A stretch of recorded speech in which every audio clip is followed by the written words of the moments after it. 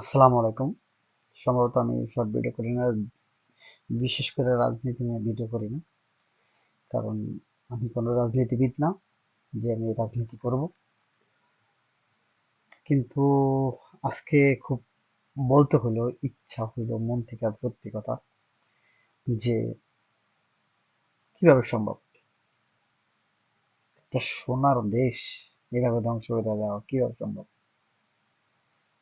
আমি একজন মুসলমান, ঠিক আছে, আমি হয়তো কোরআন বিশেষজ্ঞ না, হাদিস বিশেষজ্ঞ না, বাট আমি আল্লাহ রাসূলের মানি।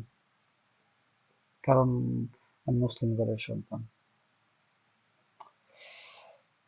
আমি তাদের কাছে একটা প্রশ্ন, যারা বিগত দিনে 16 বছর আওয়ামী লীগের ফ্যাসিস্ট, আপনারা যারা বলেন ফ্যাসিস্টে বললেন, তখন আপনারা খুব ওয়াজ মাহফিল করতেন, খুব এমনও এমনও বক্তা হুজুর, যারা লেবাসদারি হুজুর,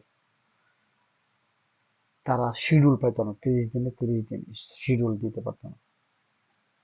আমার প্রশ্ন একটা, তখন ওয়াজ করতে গেলে বাধা দিত, সরকার বাধা দিত, আমাকে বাধা দিত, এটা শুনতাম। কিন্তু এখন কেউ ওয়াজও করেন না। কারণ কি? কারণ কি? কারণ আপনারা চাইতেছেন বাংলাদেশটা সেই সময় ধ্বংস করতে।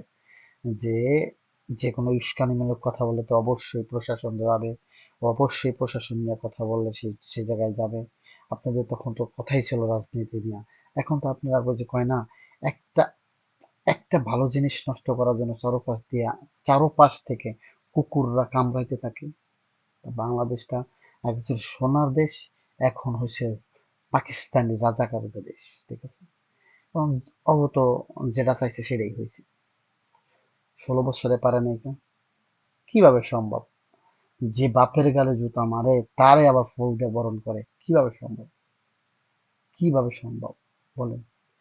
যে আমার মা বোনদের ইজ্জতের দিকে হাত দেয়, তার আবার কিভাবে পাশে নিয়ে বৈশা, তার নিয়ে তার সাথে হ্যান্ডশেক করে, তার সাথে বুকে জড়ায় নেয়, তার লাগে ভালো সম্পর্ক করতে চায়।